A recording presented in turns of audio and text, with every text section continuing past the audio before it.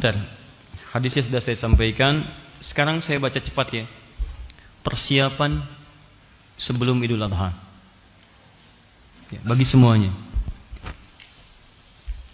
Saya baca sambil terangkan sedikit atau dibaca saja? Baik, sambil terangkan sedikit ya, sedikit saja. Baik. Ini saya baca dulu. Satu, persiapan sholat ya.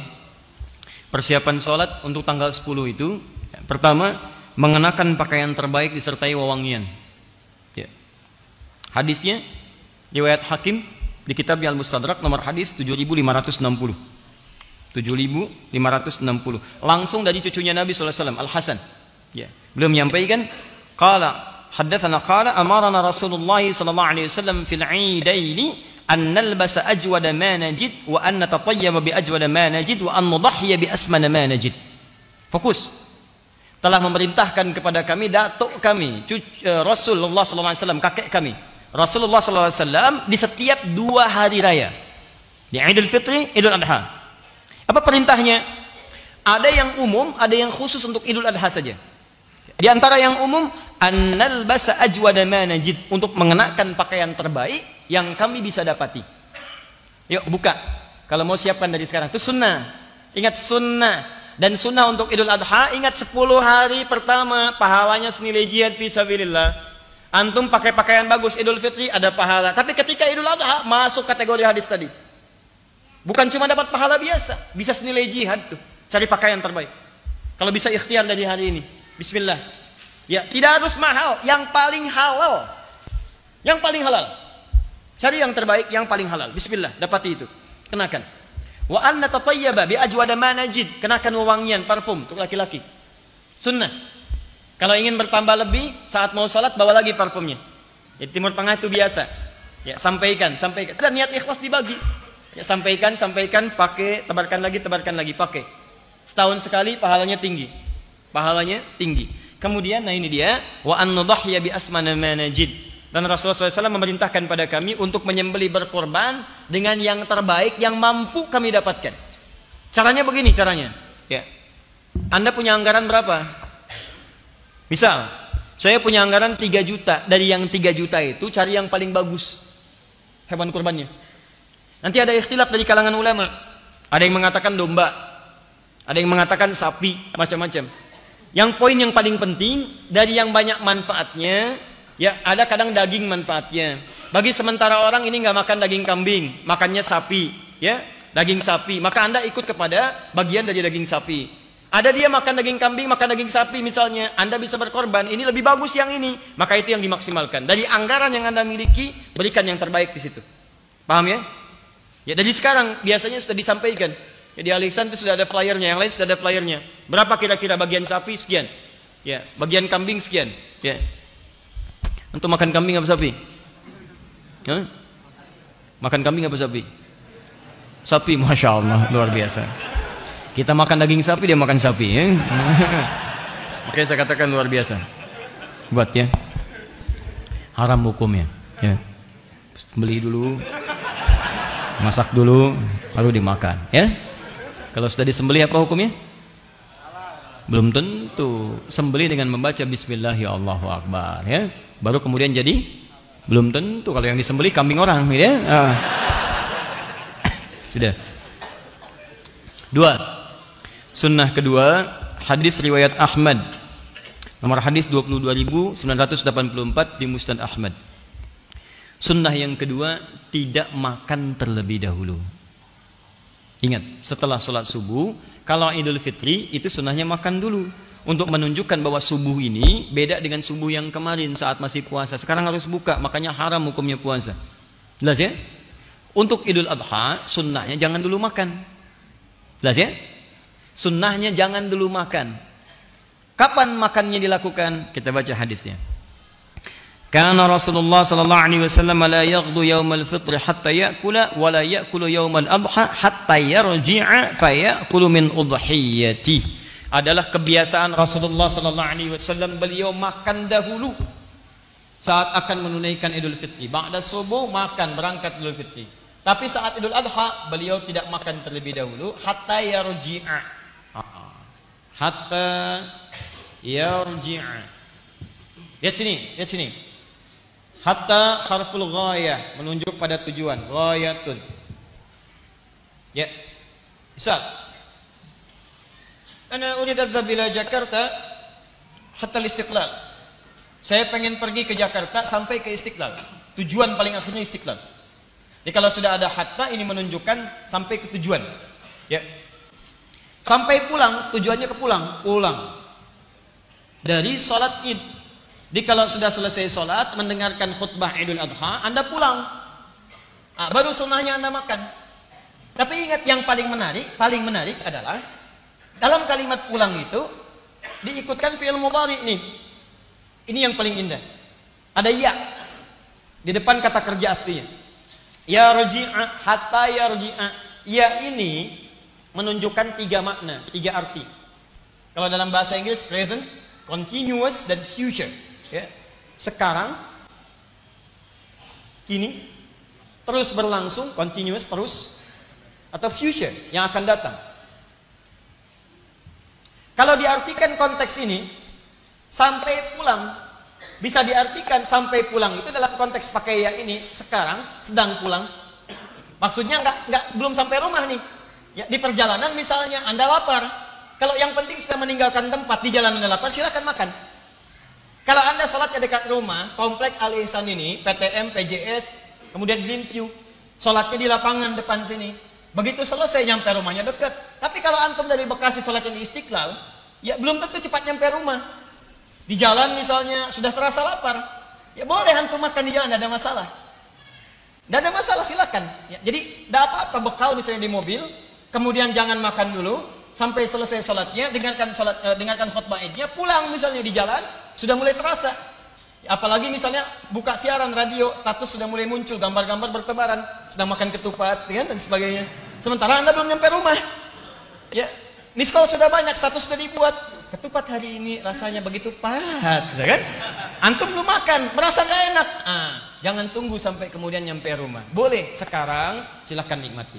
Yang penting status pulang. Udah selesai. Jelas? Di jalan boleh bekal. Ya, awas jangan dilarang. Anak-anak Anda mungkin ikut ke Istiqlal. Usia 6 tahun, 7 tahun, malah lapar mah, tahannya nak ya. Ini sunnah sampai rumah. Sunnahnya boleh makan. Atau misalnya terus berlangsung, mau dekat ke rumah, lapar banget gak bisa tahan, boleh. Atau sampai di tujuan, sampai di rumah, silahkan makan, tidak ada masalah. Mana ambil yang paling mudah. Ya, adapun sunnah Nabi kalau bisa dilakukan, ya, hatta yarji'a fayakulu min udhiyatihi, sampai pulang ke tempat tujuan, kemudian yang pertama beliau makan adalah hasil sembelihannya. Hasil sembelihan. Jadi kalau mau makan yang lebih sunnah lagi, pertama kali dicicipi adalah daging hewan kurban yang telah kemudian disembelih dan telah dimasak terlebih dahulu. Ya. Awas jangan salah mengartikan. Anda baca terjemahan, oh Nabi makan adalah hasil sembelihannya. Masya Allah, sunnah Nabi sembelih. Bukan begitu ya, masak dan seterusnya. Paham ya? Jadi sunnahnya jangan dulu makan, begitu Anda lakukan berpahala. Yang kedua, siapkan makanan untuk pulang. Dan kalau bisa, kemudian yang pertama dimakan adalah hasil sembelihan yang telah dimasak terlebih dahulu. Makanya nanti, kenapa disebut udhiyah dari kata duha? Kalau bisa waktu duha itu, mohon izin teman-teman, itu sudah menyembelih. Nanti kita akan lihat bedanya Idul Fitri dengan Idul Adha. Kalau Idul Fitri agak longgar sholatnya, jam 7 boleh. Karena orang berangkat itu ada yang makan dulu. Tapi kalau sholat Idul Adha jangan kelamaan. Syuruk itu udah dimulai. Sholat. Ya, jadi begitu naik masyrik, lewat satu tombak udah lewat. Ya, kalau sekarang udah 6 lewat 2 menit. 6 lewat 2 menit. Boleh geser dikit 6.15 misalnya. Sunnahnya tuh langsung sholat mulai. Sehingga setengah 7 udah bisa motong. Dari motong ini ada sebagian yang dimasak dan sebagainya, kemudian Anda bisa nikmati. Kenapa disebut udhiyah? Disembeli di waktu duha. Di awal duha itu kalau bisa nyembeli. Jelas ya? Jangan terlampau lama. Anda kerjakan Idul Adha misalnya sholatnya jam 7 itu kelamaan. Nah, itu sunnah. Ya, awas hati-hati, kelihatan sederhana tapi penting. Kemudian minas sunnati an takhruja ila al-'idi masyiya, termasuk sunnah berangkat ke tempat ini dengan berjalan. Berjalan. An Ibnu Umar annahu kana yakhruju fil 'idaini min al-masjid fayukabbiru hatta ya'ti al-musalla. Berjalan sambil takbir. Sunnah. Bertakbiran. Bahkan masuk nanti hari Ahad, Ya, tanggal 1 sampai ke tanggal 10 itu boleh bertakbir.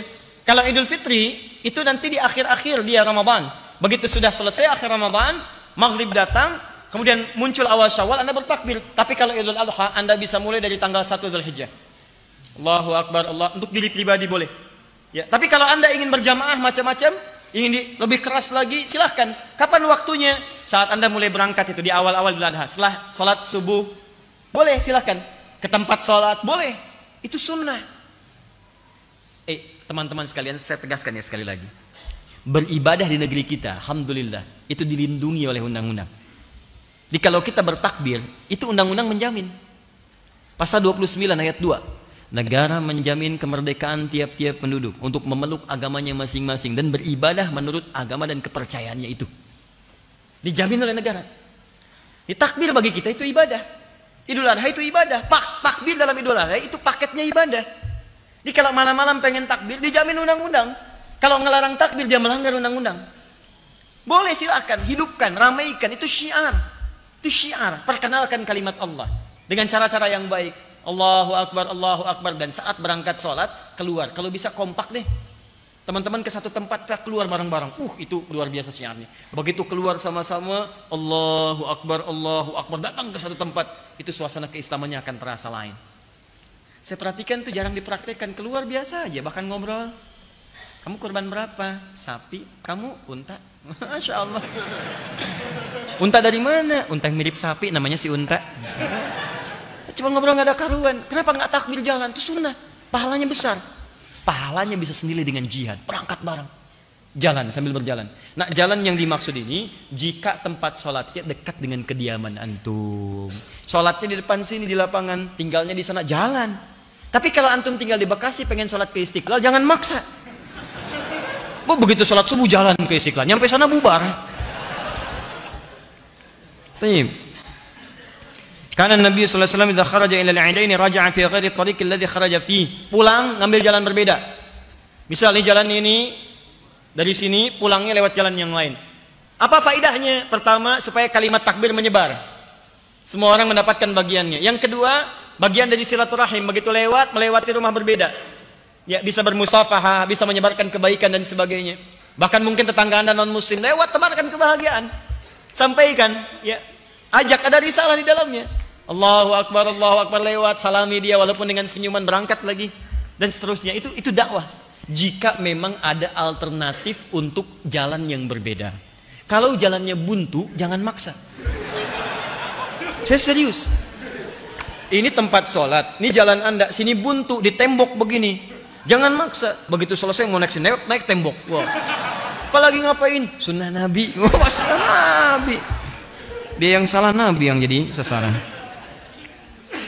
Penunaian sholat dilangsungkan di awal waktu, di waktu yang luas dari proses penyembelihan hewan kurban. Jadi tolong dilakukan ya. Dari Jundub inda Ahmad Ibn Hasan al-Banna fi kitab al-Adhahi qala kana an-nabiy sallallahu alaihi wasallam yusalli bina yaum al-fitri wasyamsu ala qaidi ramhin wal adha ala qaidi ramhin. Nabi itu kebiasaannya mengimami kami kalau Idul Fitri 2 tombak. Tadi ada jeda. Kalau Idul Adha matahari 1 tombak. 1 tombak itu ukuran salat syuruk. Sekarang jam 6:02 sudah syuruk. Apa itu syuruk? Matahari melewati masyrik. Apa itu masyrik? Tempat terbit. Di begitu terbit, di posisi terbitnya terlarang ibadah. Begitu lewat dari situ, pergeserannya disebut dengan isyraq. Posisinya disebut dengan syuruk. Kalau sudah syuruk, itu masuk awal duha. Nabi biasa mengimami di awal duha. Sunnah Nabi, Anda kerjakan persis seperti itu, pahala buat Anda. Jelas ya? Jadi kalau bisa teman-teman DKM untuk Idul Adha, berikan selebaran. Sampaikan kita akan sholat di awal waktu, lebih awal. 6:04 sholat. Selesai, khutbah nggak usah terlampau lama. Ya, 6:30, 6:45 selesai. Begitu selesai, sembelih. 7:04 sembelih. Jam 10 selesai, 11 selesai. Tuntas itu. Bahkan hewan pertama sembelih, sudah. Selesai masak dan sebagainya, bisa makan lebih awal. Sunnah Nabi. Ya, kelihatan sederhana, tapi ini penting. Dan ini akan berdampak pada bagian-bagian yang lainnya. Dilangsungkan di tempat luas dan terbuka kecuali ada halangan, lapangan. Ya. Karena yang datang bukan cuma orang sholat. Perempuan-perempuan yang haid boleh datang. Walau dia tidak sholat. Maaf ya, walau dia tidak sholat. Kalau nggak punya jilbab, berikan. Bantu. Saya bacakan hadisnya. An Abi Sa'id Al-Khudri radhiyallahu ta'ala anhu qala kana Rasulullah sallallahu alaihi wasallam yakhruju yawmal fitri wal adha ila al-musalla fa awwalu shay'in yabda'u bihi as-salat thumma yansarif fa yaqumu muqabila an-nas wan nasu julusun 'ala sufufihim fa ya'idhuhum wa yusihim wa ya'muruhum fa in kana yuridu an yaqta'a ba'than qata'ahu aw ya'muru shay'in aw amara bihi thumma yansarif. Pertama, Nabi senantiasa memimpin masyarakat menunaikan salat, itu tidak banyak bertele-tele. Ya, mengumumkan, ayo salat, berangkat ke musalla. Musalla itu tempat lapangan luas. Kalau ada kendala, hadis berikutnya dari Abu Hurairah, seperti hujan dan sebagainya, diarahkan ke tempat kemudian yang ada naungannya, seperti ke masjid dan sebagainya. Ingat, yang disebut musalla itu tempat luas. Kalau masjidnya lebih luas daripada lapangan, salatnya di masjid. Misal Masjid Nabawi, Masjid Nabi, lebih luas dari lapangan di sana, maka salatnya di masjid. Masjid Al-Haram lebih luas dibandingkan dengan lapangan yang ada, salatnya di situ. Kalau masjid antum tidak menampung jamaah, ya terlebih ada kalangan yang tidak salat misalnya yang lain, maka lapangan digunakan. Tapi kalau hujan, maka kembali beralih ke masjid. Jelas? Kemudian Nabi melangsungkan khutbah, kalau ingin memerintahkan sampaikan perintah. Kalau ingin menegaskan larangan, sampaikan larangan, tidak bertele-tele. Setelah selesai beliau tutup dengan salam, kemudian tutup dengan doa, selesai itu baru kemudian bergegas untuk menunaikan penyembelihan. Tahan. Memasang sutrah depan imam, ya. Ingat, depan imam sebagai gambaran saf yang tidak boleh dilewati, itu sudah pernah saya terangkan. Sunnah bersedekah boleh, ya, sunnah bersedekah. Jadi kalau ada nanti dalam konteks Idul Adha, sebelum sholat atau setelah sholat Anda ingin edarkan kotak infak, itu boleh. Sunnah bersedekah, ya. Hadis yang disampaikan dari Ibnu Abbas radhiyallahu taala anhuma, ya. Thumma atan nisa wa ma'ahu Bilalun fa amarahunna bis sadaqah fa ja'alatil mar'atu tulqi kharsaha wa tulqi sikhabaha. Dalam konteks kemudian beliau berkhutbah, ya, ada dalam keadaan tertentu Bilal diperintahkan untuk berputar mengumpulkan sedekah, ya. Maka ada kemudian yang mengumpulkan dengan antingnya, ada pula memberikan kalungnya. Jadi perempuan-perempuan ada yang sampai bersedekah pada saat itu. Jadi sunnah boleh. Di dalilnya kalau ada yang bertanya kenapa ada yang sebelum sholat lewat pakai kantong, ada yang pakai kotak, ya, jalan begini, itu bukan mobil-mobilan tuh, ya, jalan geser-geser, bukan begitu. Itu sunnah, ya.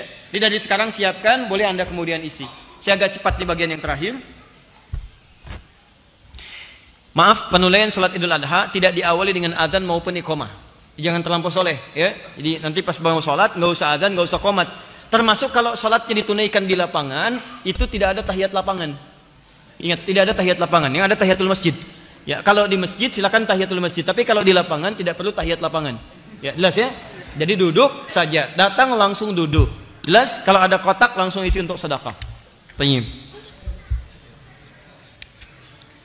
Menunaikan salat sebanyak 2 rakaat selanjutnya sudah dipahami dengan baik, dan pada akhirnya saya ingin sampaikan, insyaallah semua materi yang disampaikan termasuk hikmahnya, apa kesan Idul Adha itu. Maaf, terakhir saya ingin tutup sebelum kita berpisah dalam ta'lim malam hari ini. Ingat baik-baik, setiap datang Idul Adha tidak hanya terkait dengan evaluasi diri, kemudian juga dengan ibadah kurban, tapi ada perbaikan evaluasi keluarga. Pesan saya, tolong Anda cermati kembali tentang perjalanan kisah Nabi Ibrahim.